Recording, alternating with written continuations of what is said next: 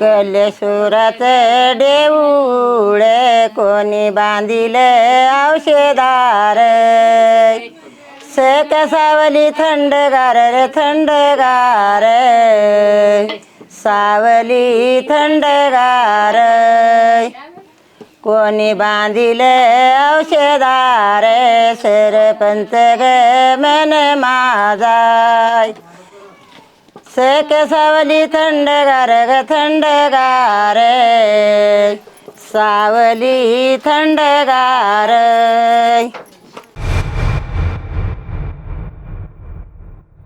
ಕಲಬುರಗಿ ಜಿಲ್ಲೆಯ ಆಳಂದ ತಾಲೂಕಿನ ತಡೋಳ ಗ್ರಾಮಕ್ಕೆ ನಮ್ಮ ಇವತ್ತಿನ ಪಯಣ.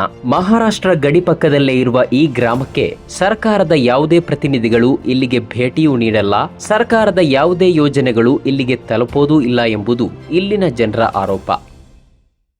ಇದು ಇಲ್ಲೇ ಸ್ಥಾನ ಅದ, ಇಲ್ಲಿಂದು ಯಾರೂ ಭೀ ಲಾಸ್ಟ್ ಬಾಂಡ್ರ ಇದ್ದ ಬಳಕ ಯಾರೂ ನೋಡ್ಲಿಕ್ಕೆ ತಯಾರಿಲ್ಲ. ಇದು ಮಂತ್ರಿಗಳು ಯಾರೂ ಭೀ ಇದು ಈ ಕಡೆ ನೋಡ್ಲಿಕ್ಕೆ ತಯಾರಿಲ್ಲ. ಮತ್ತು ರೋಡ್ಗಳು ಭೀ ಮಾಡಲಾಗ್ಯಾರ.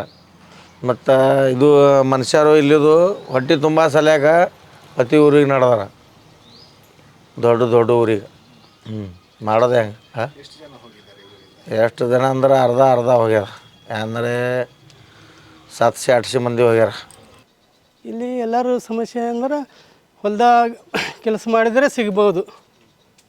ಆದರೆ ಇಲ್ಲಿ ಬೇರೆ ಕಂಪನಿಗಳು, ಬೇರೆ ಕಲ್ತವರು, ಹೊರಗಿದ್ದವರು, ಡಾಕ್ಟರ್ಸ್, ಇಂಜಿನಿಯರ್ಸ್, ಅದು ಕಾಲೇಜ್ ಅದು ಇದು ದೊಡ್ಡ ಸಮಸ್ಯೆ, ದೊಡ್ಡ ಪರಿಹಾರ ಏನೂ ಇಲ್ಲ. ಅಂದ್ರೆ ಒಕ್ಕಲಿಗೆ ಬಲ್ಲಿ ಕೆಲಸ ಮಾಡಬೇಕು ಅಂದ್ರೆ ಅವರೇ ಇವ್ರಕ್ಕಷ್ಟು ಟೋಟಲ್ಲಿ ಪರಿಹಾರ ಮಾಡೋದು ಶಕ್ಕಾಸಂಗಿಲ್ಲ.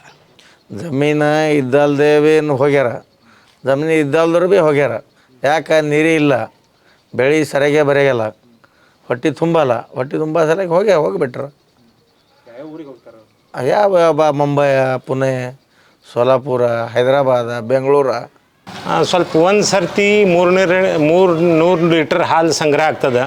2 ಕುಡಿ 600 ಲೀಟರ್ ಹಾಲು ಸಂಗ್ರಹಣೆ ಆಗ್ತದೆ. ಈಗ ಭೂಮಿ ಬಂಜರ್ ಆಗ್ತಾಯಿದೆ ಫರ್ಟಿಲೈಸರ್ ಯೂಸ್ ಮಾಡ್ಕೇಸಿ.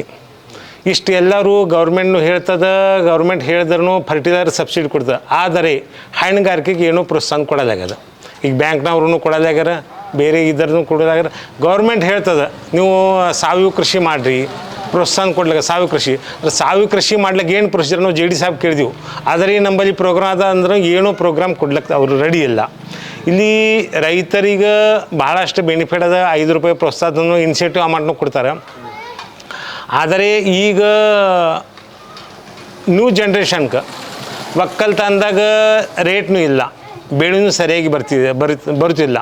ಅದರ ಸಲುವಾಗಿ ಅವ್ರಿಗೆ ಆ ಪ್ರಕಾರ ಕೆಲಸ ಸಿಗಲಾಗ್ಯದ. ಸ್ವಲ್ಪ ಅದರ ಸಲುವಾಗಿ ಯಂಗ್ ಮಂದಿ ಹೊರಗೆ ನಡೆದಾರ. ಸ್ವಲ್ಪ ಅವರಿಗೆ ಪ್ರೋತ್ಸಾಹ ಕೊಟ್ಟರೆ ಹಾಲಿನ ಡೈರಿನೂ ಮಾಡ್ಬೋದು, ಇದೂ ಹೈನುಗಾರಿಕೆನೂ ಮಾಡ್ಬೋದು. ಸ್ವಲ್ಪ ಸರಿಯಾಗಿ ಬೆನಿಫಿಟ್ ಆಗ್ತದೆ. ಅದು ಸ್ವಲ್ಪ ಗೌರ್ಮೆಂಟ್ ಈ ಕಡೆ ಲಕ್ಷ್ಯ ಕೊಡಲಾಗ್ಯದ. ಅದರ ಸ್ವಲ್ಪ ಹೆಚ್ಚಿನ ಪ್ರಮಾಣದಲ್ಲಿ ಹಾಲಿನ ಡೈರಿಗೆ ಅಂದರೆ ಹೈನುಗಾರಿಕೆ ಪ್ರೋತ್ಸಾಹ ಕೊಡಬೇಕು ಅಷ್ಟೇ ನಮ್ಮ ಅಭಿಲಾಷೆ. ಇಲ್ಲಿ ಕೃಷಿಯೋಗ್ಯ ಭೂಮಿಯೂ ಇದೆ, ಜನರಿಗೆ ಹೈನುಗಾರಿಕೆಯಲ್ಲಿ ಹೆಚ್ಚಿನ ಆಸಕ್ತಿಯೂ ಇದೆ, ವಿದ್ಯಾವಂತ ಯುವಕರೂ ಇದ್ದಾರೆ. ಆದರೆ ಹೊಟ್ಟೆ ತುಂಬಿಸೋಕೆ ಗುಳೆ ದಾರಿ ಹಿಡಿಯಲೇಬೇಕಾಗಿದೆ. ಕಲ್ಯಾಣ ಕರ್ನಾಟಕದ ಎಲ್ಲಾ ಊರುಗಳಂತೆ ಇಲ್ಲಿಯೂ ಮನೆಗಳಿಗೆ ಬೀಗ ಹಾಕಲಾಗಿದೆ. ನಿರುದ್ಯೋಗದ ಸಮಸ್ಯೆ ಎದುರಿಸುತ್ತಿರುವ ಹಲವು ಗ್ರಾಮಗಳಿಗೆ ಭೇಟಿ ನೀಡಿದಾಗ ಬಹುತೇಕ ಮಂದಿ ಕೈಗಾರಿಕೆ ಕಂಪನಿಗಳನ್ನ ಸ್ಥಾಪಿಸಿ ಎಂದು ಬೇಡಿಕೆ ಇಟ್ರೆ, ಈ ಊರ ಮಂದಿ ಮಾತ್ರ ನಾವು ನಮ್ಮ ಜಮೀನಲ್ಲೇ ದುಡಿತೇವೆ, ನಮ್ಗೆ ನೀರಿನ ಸೌಕರ್ಯ ಮಾಡಿಕೊಡಿ ಹಾಗೂ ಹೈನುಗಾರಿಕೆ ಮಾಡ್ತೇವೆ, ಸರಕಾರ ಸಾಲದ ಬದಲು ಸಬ್ಸಿಡಿ ಕೊಟ್ಟು ಸಹಕರಿಸಲಿ, ಗುಳೆ ಹೋದ ಮಂದಿ ಮತ್ತೆ ಊರಿಗೆ ಬರ್ತಾರೆ ಎಂಬುದು ಇಲ್ಲಿನವರ ಅಭಿಪ್ರಾಯ.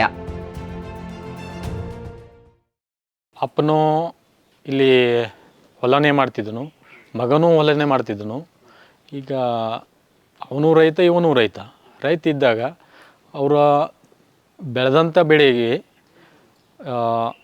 ಸ್ವಾಮಿನಾಥನ ವರದಿ ಪ್ರಕಾರ ರೇಟ್ ಇಲ್ಲ. ಈಗ ನಾವು ಫಾರ್ ಎಕ್ಸಾಂಪಲ್ ತೊಗೋಬೇಕಂದ್ರೆ ಸೋಯಾಬೀನ್ ರೇಟು 4,000 ಆಚೆ ಈಚೆ ಇದೆ. ಮಿನಿಮಮ್ ಸೋಯಾಬೀನ್ ರೇಟ್ ಈಗ 8,000 ಮೇಲೆ ಇರಬೇಕು, ಕಡಿಮೆ ಇದೆ. ತೊಗರಿ ರೇಟು 2008-09ರಲ್ಲಿ 10,000 ಮೇಲ್ಪಟ್ಟೆ ಇತ್ತು. ಈಗ ರಿಟರ್ನ ಕೇಂದ್ರ ಸರ್ಕಾರ ಹೇಳಿದ್ದು ಡಬಲ್ ಮಾಡ್ತೀವಂತೆ, ಡಬಲ್ ಮಾಡಲಿಲ್ಲ ಅಂದ್ರೂ ಅದು ಕಡಿಮೆಯಾಗಿದೆ. ರಿಟರ್ನ್ ಬಹಳಷ್ಟು 5,000ಲಿಂದ 6,000 ತನಕ ತೊಗರಿ ಮಾರಾಟ ಆಗ್ತಾಯಿದೆ. ಇದು ರೈತರಿಗೆ ಫುಲ್ಲಿ ಲಾಸ್ ಆಗ್ತಾಯಿದೆ. 50% ಲಾಸ್ ಅಂದರೆ 50% ಲಾಸ್ ಅಂದರೆ ಇಲ್ಲಿ ಅವರು ಉಳಿಯಂಗಿಲ್ಲ. ಅಪ್ಪಗೂ ಸಾಲ, ಮಗನ ತೀರ್ಸೋಕ್ಕಾಗಿಲ್ಲ ಅಂದು ಮಗನೂ ಇಲ್ಲಿದ್ದು ಸಿಚುವೇಶನ್ ನೋಡಿದ್ದಾನೆ ಅವ, ಇಲ್ಲಿ ಏನಿದೆ ಅಂದೆ, ಇಲ್ಲಿ ಇರೋಕ್ಕಾಗಲ್ಲ, ಇದಕ್ಕೆ ಇಲ್ಲಿ ಬದುಕೋಕ್ಕಾಗಲ್ಲ, ನಮ್ಮ ಮಗನಿಗೆ ಸರಿಯಾಗಿ ಸಾಲಿ ಕಲ್ಸೋಕ್ಕಾಗಲ್ಲ. ಅದಕ್ಕಾಗಿ ಅವರು ಅಲ್ಲಿನ ಮೌಜ್ ಮಸ್ತಿ ಮಜಾ ಮಾಡೋಕ್ಕೆ ಅವರು ಪ್ಯಾಟೆಯಲ್ಲಿ ಸೇರ್ತಾ ಇಲ್ಲ. ಅವ್ರು ಸೇರ್ತಾ ಇರೋದು ಇಲ್ಲಿ ಇದ್ದಂಥ ಏನಂತಾರೆ ಸಾಲ ತೀರ್ಸೋಕ್ಕಾಗಲ್ಲ, ಸಮಸ್ಯೆಯಲ್ಲಿ ಇದು ಮಾಡೋಕ್ಕಾಗಲ್ಲ. ಅದಕ್ಕಾಗಿ ಅವರು ಹೊಟ್ಟೆ ಸೆಲೆಕಲ್ಲಿ ಹೋಗ್ತಾ ಇದ್ದಾರೆ. ಅದರದ್ದು ಹಾಲಿಂದು ಬೈ ಪ್ರಾಡಕ್ಟ್ ಇಲ್ಲೇ ರೆಡಿ ಆಗಬೇಕು, ಇಲ್ಲಿಂದೇ ಹೋಗಬೇಕು. ಇಲ್ಲಂತ ಇಲ್ಲಿ ಹಾಲಿನ ರೇಟ ಹೆಚ್ಚಿಸಬೇಕು. ಅದಾಯಿತು. ಅವರು ಹಾಲು ಇನ್ನೂ ಮಾಡೋರು ಭಾಳಷ್ಟು ರೈತರಿದ್ದಾರೆ. ಹೈನುಗಾರಿಕೆ ಮಾಡೋದು ಅವರಲ್ಲಿ ಇಚ್ಛಾಶಕ್ತಿ ಇದೆ. ಇಚ್ಛಾಶಕ್ತಿ ಇದ್ದರೂ ಕೂಡ ಅವರಿಗೂ ದನದ ಸೆಡ್ ಇಲ್ಲ, ಕುರಿ ದೊಡ್ಡ ಇಲ್ಲ. ಅವ್ರಿಗೆ ಇರ್ಲಿಕ್ಕೆ ಅನುಕೂಲಷ್ಟು ಹಂಗಿರ್ಬೇಕಂತ ಅವರು ಮನಿನೇ ಸರಿಯಾಗಿಲ್ಲ.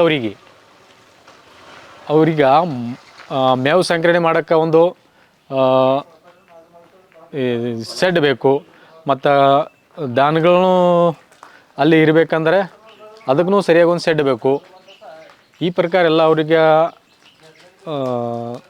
ಅವ್ರ ಪರಿಸ್ಥಿತಿ ನಾಜೂಕು ಇದ್ದ ಕಾಲಕ್ಕೆ ಅವ್ರಿಗೆ ಮಾಡೋಕ್ಕಾಗಲ್ಲ. ಅದಕ್ಕೆ ಸರ್ಕಾರ ಹೆಚ್ಚಿನ ಅವರಿಗೆ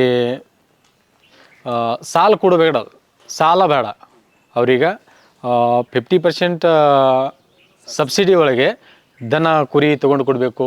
ಅದೇ ನರೇಗಾ ಒಳಗೆ ಕುರಿ ದೊಡ್ಡ ದನ ದೊಡ್ಡ ಇದೆ, ಅದು ಮಾಡಬೇಕು. ಇನ್ನೂ ಮಾಡ್ತಿಲ್ಲ. ನಾವು ಬಹಳಷ್ಟು ಸಲ ಇಲ್ಲಿ ಹೋರಾಟ ಮಾಡಿದ್ದೀವಿ, ಮನವಿಯನ್ನು ಕೊಟ್ಟಿದ್ದೀವಿ, ಅದನ್ನೋದು ಕೆಲಸ ಆಗಲಿಲ್ಲ. ಅದು ಆಗಬೇಕು. ನಿರುದ್ಯೋಗದ ಸಮಸ್ಯೆಯಿಂದ ಬೇಸತ್ತ ಕಲ್ಯಾಣ ಕರ್ನಾಟಕದ ಹಳ್ಳಿಗಳಿಗೆ ಭೇಟಿ ನೀಡುವಾಗ ನಮ್ಮ ಸರ್ಕಾರಗಳ ನಿಜವಾದ ಅಭಿವೃದ್ಧಿ ಸಾಧನೆಗಳು ಕಣ್ಮುಂದೆ ಬರುತ್ತೆ. ಮಾಧ್ಯಮಗಳಲ್ಲಿ ಬಿತ್ತರಿಸುವ ಸರ್ಕಾರದ ಸಾಧನೆಗಳನ್ನ ಕಂಡು ಜೈಕಾರ ಹಾಕುವ ಮೊದಲು ಈ ಗ್ರಾಮಗಳ ಪರಿಸ್ಥಿತಿಯ ಬಗ್ಗೆ ಅವಲೋಕನ ಮಾಡಲೇಬೇಕಾಗಿದೆ. ಮುಂದಿನ ಸಂಚಿಕೆಯಲ್ಲಿ ಇನ್ನೊಂದು ಗ್ರಾಮದ ಜೊತೆಗೆ ಬರ್ತೀವಿ. ನೋಡ್ತಾ ಇರಿ ವಾರ್ತಾಭಾರತಿ ಯೂಟ್ಯೂಬ್ ಚಾನಲ್. ನೀವಿನ್ನೂ ನಮ್ಮ ಚಾನೆಲ್ ಅನ್ನ ಸಬ್ಸ್ಕ್ರೈಬ್ ಮಾಡಿಲ್ಲ ಎಂದಾದ್ರೆ ಈ ಕೂಡಲೇ ಸಬ್ಸ್ಕ್ರೈಬ್ ಮಾಡಿ, ನಿಮ್ಮ ಗೆಳೆಯರಿಗೂ ಈ ವಿಡಿಯೋ ಶೇರ್ ಮಾಡಿ.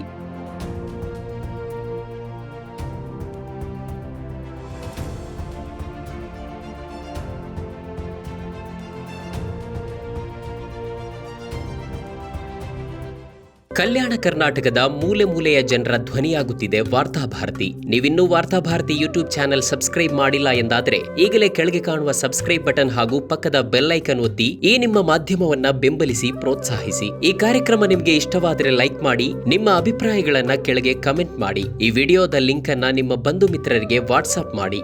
ನೀವು ಹೀಗೆ ಮಾಡಿದಾಗ ನಿಮ್ಮ ಸಮಸ್ಯೆಗಳ ಈ ವಿಡಿಯೋ ಮತ್ತಷ್ಟು ಜನರಿಗೆ ತಲುಪಲಿದೆ. ಧನ್ಯವಾದಗಳು.